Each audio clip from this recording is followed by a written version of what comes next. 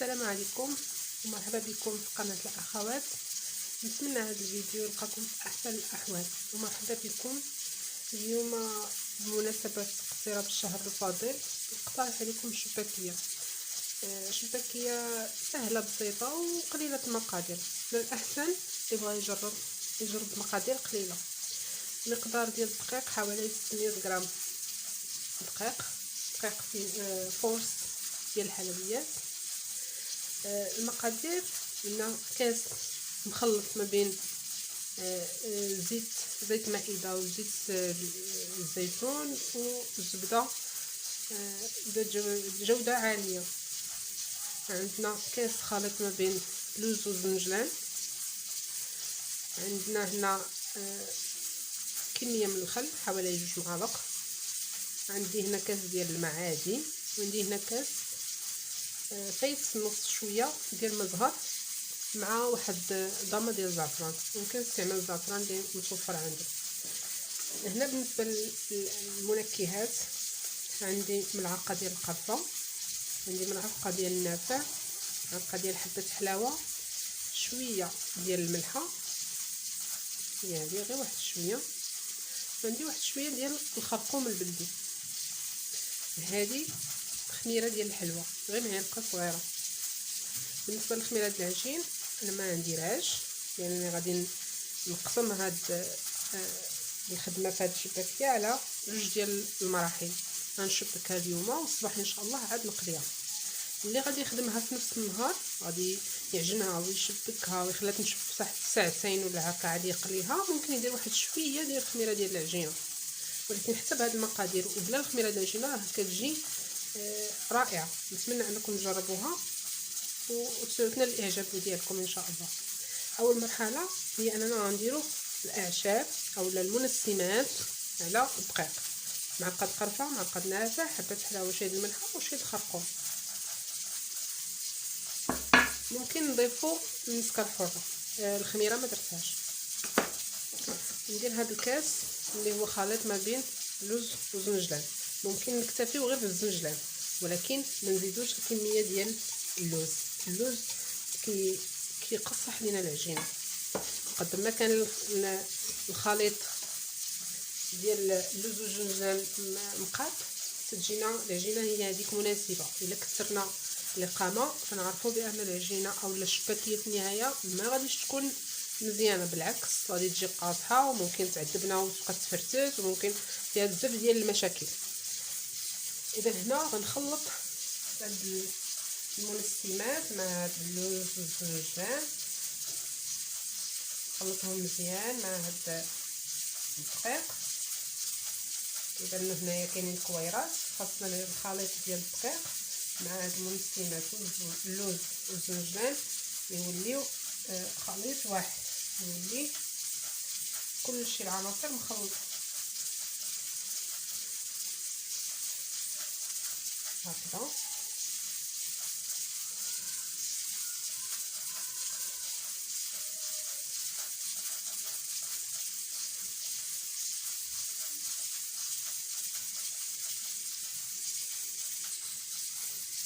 في هذه المرحله نزيدو الكاس اللي هو خليط ما بين زيت العود وزيت البلديه زيت المائده والزبده، وعاود نخلط مزيان.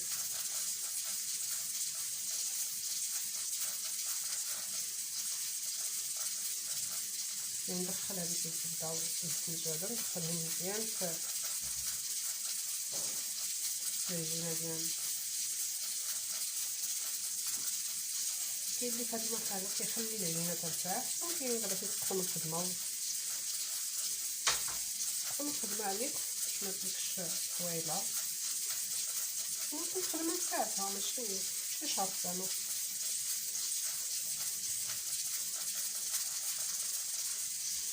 كيتبدل الطحين بالزبده والزيت.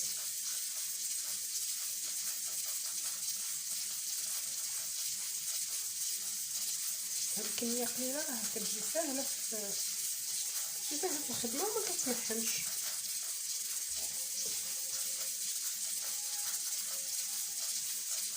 اللي بغى يجرب دائما يجرب بكميات قليله.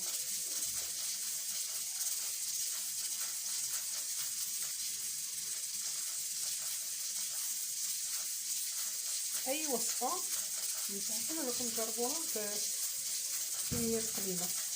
دائما نقسم المقادير ونجرب القياس اللي نقدر عليه. كيف كتشوفوا اللون ديال العجينه تبدل.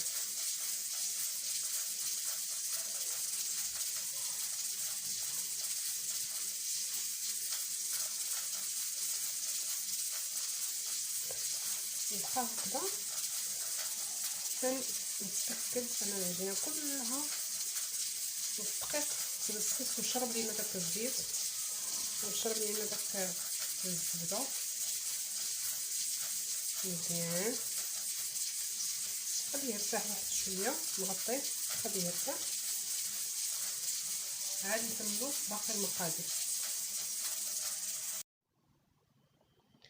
هنا من بعد ما خلطت المقادير الناشفه وزدت عليهم زدت عليهم كاس ديال زيت البلديه وزيت الروميه والزبده، حركت كلشي خلطتهم. تبدا الدقيق كيدير هاد الحاله، غيدير هاد الحركه هكا كيتجمع. ندوزو للمرحله الثانيه. غادي نزيد الخميره، معلقه ديال الخميره،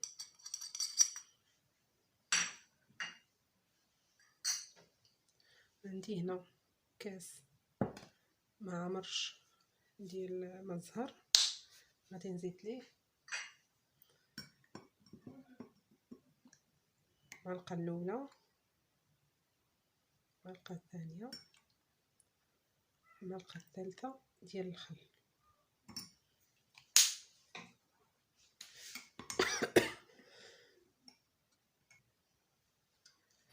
كنت غادي ننسى اصفر بيضه، ممكن نديرو اصفر بيضه في كيلو ديال الدقيق، وممكن نديروه في نص كيلو ديال الدقيق، او حتى ممكن لينا نقسموه، ما كيحتاجش شي مشكل.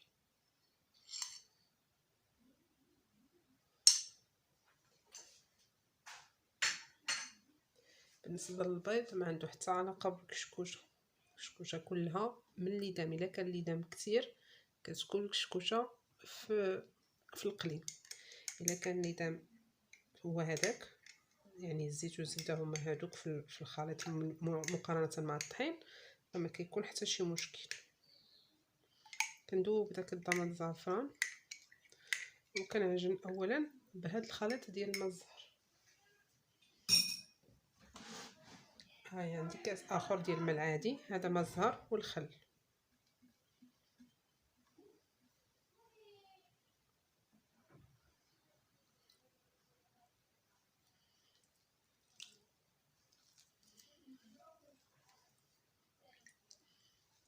وانا كنعجن نحاول ما امكن ندير بالي مع القياس ديال الماء اللي كندخل. العجينه خصها تكون شاده راسها، متكونش قاصحه بزاف، في نفس الوقت متكونش مرخيه، لان مور هذا الخليط غادي نجمعوها ونخليوها ترتاح واحد شويه. هذيك الوقيته اللي غنخليوها ترتاح خاص تكون عندنا العجينه شاده راسها وواقفه، باش ملي ترتاح يلا تجينا مزيانه في الخدمه ما تعذبناش.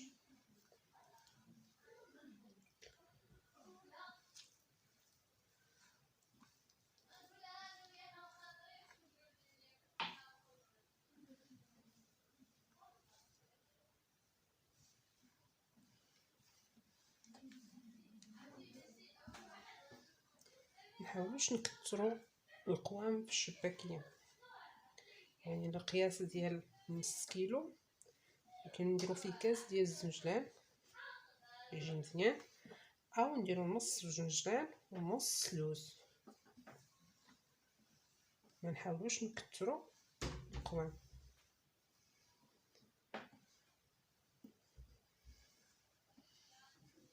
غادي نجمعها ونرجع.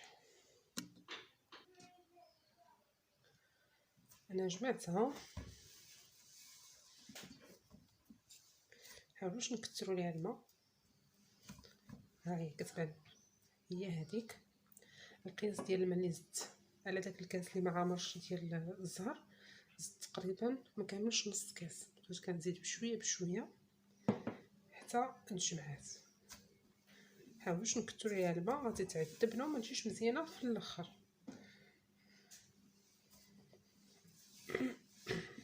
الا كثرنا لها الماء وجات مرخوفه غتعذبنا في الطليق وفي التشباك وفي ملي نقليوها ونعسلوها ونزيدوها غتجينا قاصحه كامله. ثم الى جاتني ملي جمعتها بحال هكا بديت كتفرتات وحسيت بها ميدمه، نزيد شويه ديال الدقيق مع شويه ديال الماء.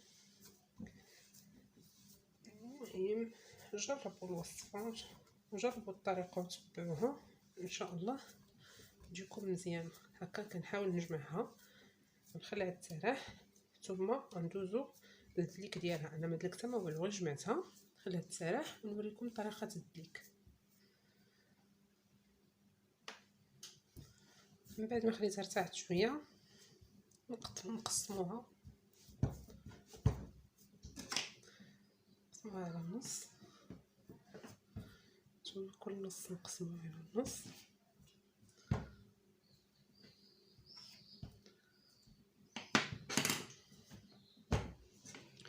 نحاولوا نحاولوا نطلقوه. هذه هي طريقه الدليك ديال الشباكيه. هاد الطريقه كتخليها تجي مرقه وتجي فيها دوك الفقاعات اللي كيطبخوا في الوقيته القلي وكيعمروا بالعسل في الوقيته ديال التعسل. ماشي قاصحه بزاف، تجينا مزيانه ان شاء الله.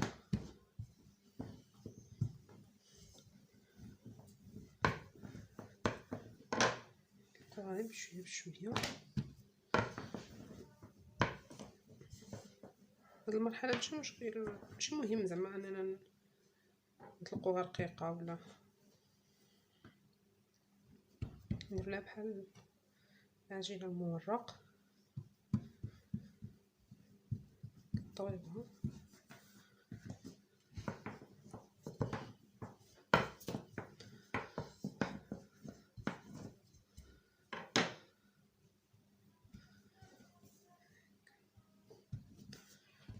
صافي هكا انا دلكتها.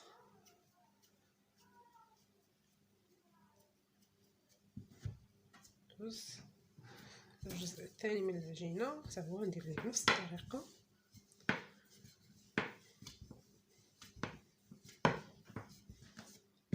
شويه ما خليتهاش ارتاحت بزاف، غير شويه. ممكن اللي ما عندوش الوقت دابا ديرها في بلاستيكه مزيان، يدخلها تبات في الثلاجه حتى الصباح ويخدمها، او ممكن نشبكوها دابا نحطوها في لاطا ولا شي اناء ونخليوها حتى الصباح عاد نقليوها. بالنسبه للقلي ما تقليوش في الليل، ما تقليوش بلاصه مظلمه، باش دائما تقدروا تحكموا على اللون ديال القلي، اللون ديال الطياب.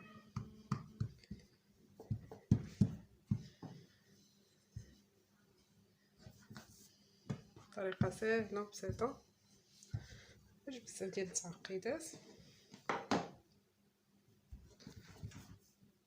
نحاول ندير لهم كاملين نفس الطريقه. نكمل ونرجعوا في الجزء ديال التشباك. هنا من بعد ما ارتاحت لي العجينه مزيان جبت الجزء وبديت كنطلق فيه. مطلقوش بزاف، غير واحد شويه. هاهي متلصق ما كتفرست ما والو. ونحاول نقطعو بالجراره ولا بالموس. غنحاول هاد المربع اللي درتو على شكل العجين المورق غنحاول نقطعو، مثلا نحاول نقطعو على النص، وهاد النص غنحاول نقطعو على نصف.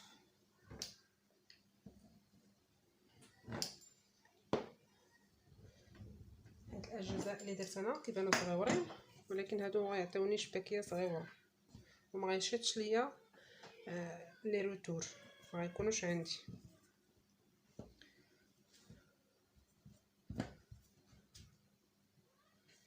نبداو مثلا بهادي، نطلقها شويه في العرض، تنحصل على العرض ديال الشباكيه اللي انا محتاجه، ثم نطلقها في الطول.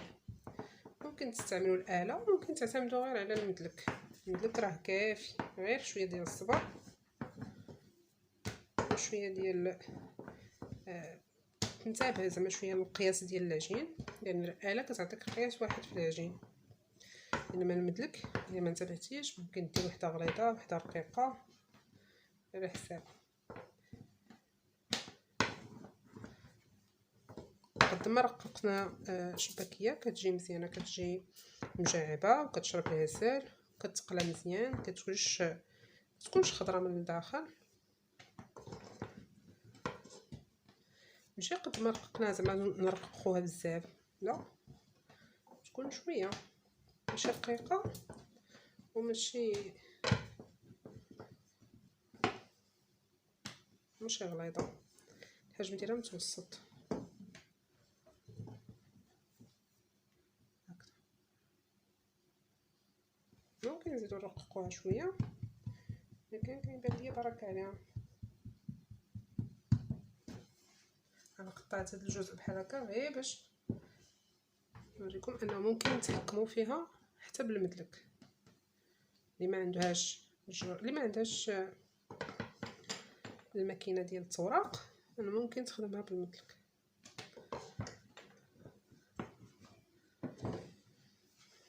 ممكن نبركها عليها، انا كنلعب فيها كيف ما بغيت، كنهزها نحطها ماشي مشكل.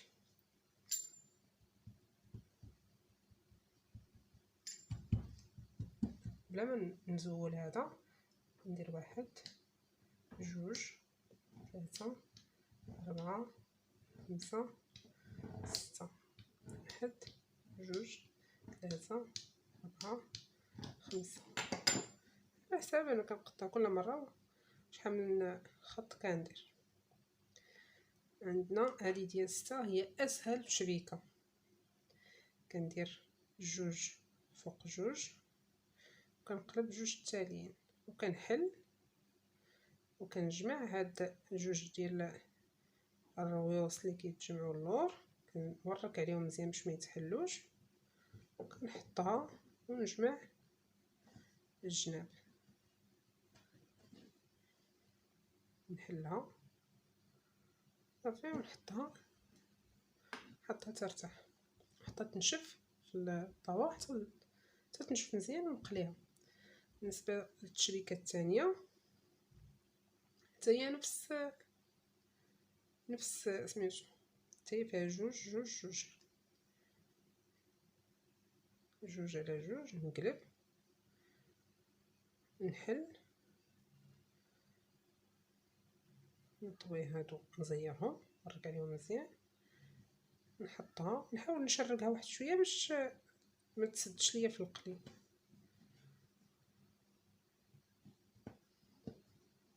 نجرها بحال هكا تتقطع من هنا من الجناب الفوقانيين. الحجم ديالها صغير، فيها تشبيكات مقادين من هنا ومن هنا، الوسط ديالها ما عامرش بزاف. ان شاء الله تعجبكم، نستفوها في اللاطه ونوريكم تشبيكات اخرين. هنا انا قطعت العجينه على 5 ديال الاشرطه، على 5 ديال الخطوط. هذه تشبيكه مختلفه، كنديروا الاول على الثاني نجر، الاول على الثالث ونجر الثاني، ندير هذا الرابع على الثاني ونجيب الثاني على الاخر، نحل. ملي كتحل كيتجمع لك هذا وهذا اللور، كنوركو عليهم مزيان، كنحطها ونجمع الجناب ونرجع نحلها هكذا. كتجي خاويه شويه من الوسط. هذه نعاود معكم الاول الثاني الثالث الرابع الخامس. اذا الاول كنهزوه نطلقوا الثاني نحطوها فوق الثالث نهز هاد الجوج ونجيبهم فوق الاخر. ملي انا كنجيب هادو فوق الاخر كيبقاو ليا هاد الجوج مع بعضياتهم. كنجر ملي كنجر هكا كنجمع هاد الجوج اللي كيتلاقاو اللور بحال هكا، كنجمعهم من الجنب حتى هي كتجي تشبيكه زوينه. هذا اللي بقى لي بحال هكا ماشي ما كنجمعوش هكا، لا ندير ليها هكذا نقادو ونجيبو فوق، نديرو تحت من هاد العجينه الجديده اللي غنطلق بهاد الطريقه. هادي الشباكي ديالنا من بعد ما نشفات. انا خليتها باتت ليله كامله لان صايبتها في الليل، نشفات تماما.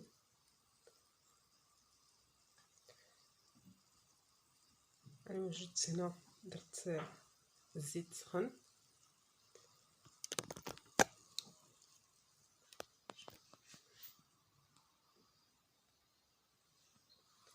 درت الزيت سخن وجربتها بواحد الطرف ديال العجين شاط ليا بقى في الاخر، باقي خصها واحد شويه. جربت به، حطيت عندي العسل هنا وغادي نتسناو على الزيت شويه باش تسخن. ها هي بدات كتسخن وغادي نرمي الحبات. غنبدا دائما بالحبات الاولين اللي بديت بهم الخدمه، يعني غنبدا من هنايا وانا غادا حتى نكمل ان شاء الله. بسم الله.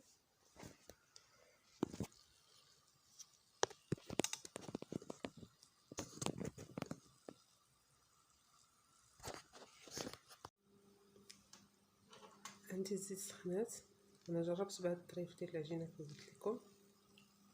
غادي نحيدو وغنبدا نحط شباكيات ديالي من الاول. نحطو الزيت راه سخنات العافيه، كنقصوها ونحطو الشباكيه ديالنا. منحاولوش نقيسو الشباكيه، نخليوها حتى تطلع فوق. الكميه اللي نقليو بها على حساب المقله ديالنا وعلى حساب الزيت.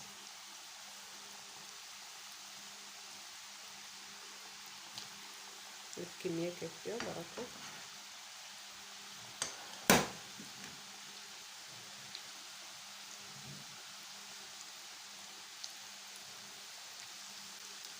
صافي كنقابلوها، ما نديرو حتى شي حاجه اخرى. هي بدات كتنفخ، كدير فوق الفقاعات في الجناب، يعني ان شاء الله انها ناجحه مزيان.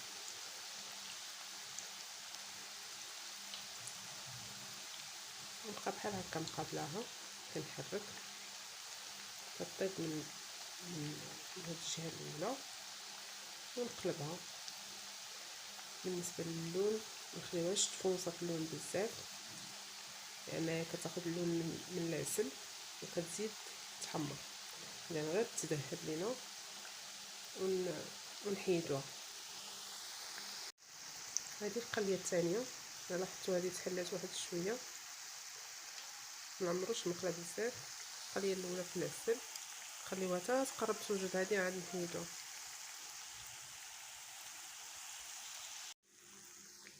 كنخليوها تطيب على خاطرها، ما نوقفوش من التحراك، ما نزربوش عليها، نخلي العافيه مهيله. هانتوما كيف كتلاحظوا ما كاينش الكشكوشه اللي كتغطي لينا المقله. كنبقى نحركها هكا، بانت ليا محمره نقلبها على الجهه الاخرى حتى تكمل التحمير ديالها.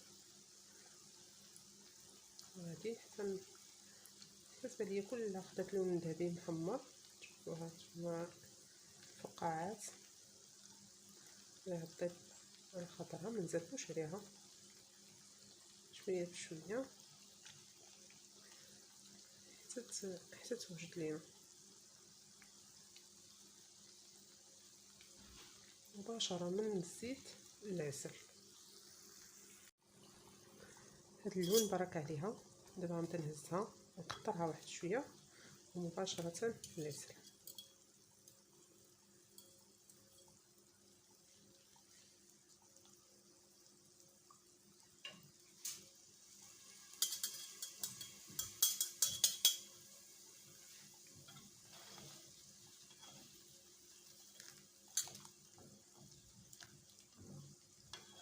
مشات لي الشبكه ديالي.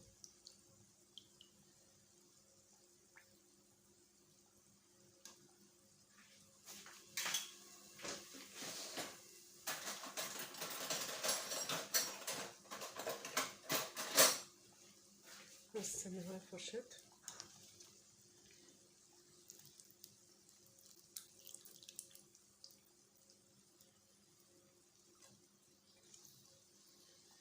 نحاول نقطروا شويه من الزيت باش ما تكونش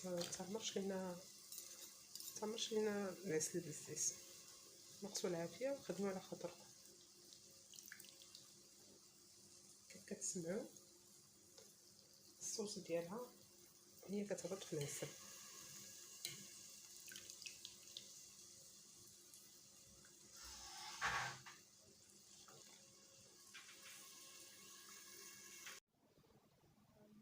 هذه هي الشباكيه ديالنا، الحمد لله وجدات مزيانه. الا لاحظتوا البلايص اللي تبوقوا تحلوا دخلت لهم العجينه، دخلت لهم عسيله عفوا.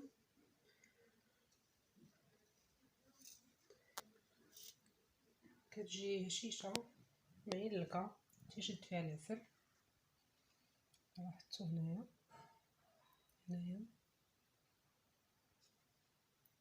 هنا مازال ما درت لها لا الجنجلان لا اللوز لا والو. دابا بديت وقلت راه نصورها هكا لان الزنجلان كيغطي ليها الشكيلات ديالها. نتمنى تجربوا الوصفه ان شاء الله تعجبكم وبشركم بركه مسعوده. وتعاودوا ان شاء الله بكل ما كتمنوا ان شاء الله. ما تنساوناش من جيم والبارطاج، شجعونا باش تكبر القناه. شكرا لكم.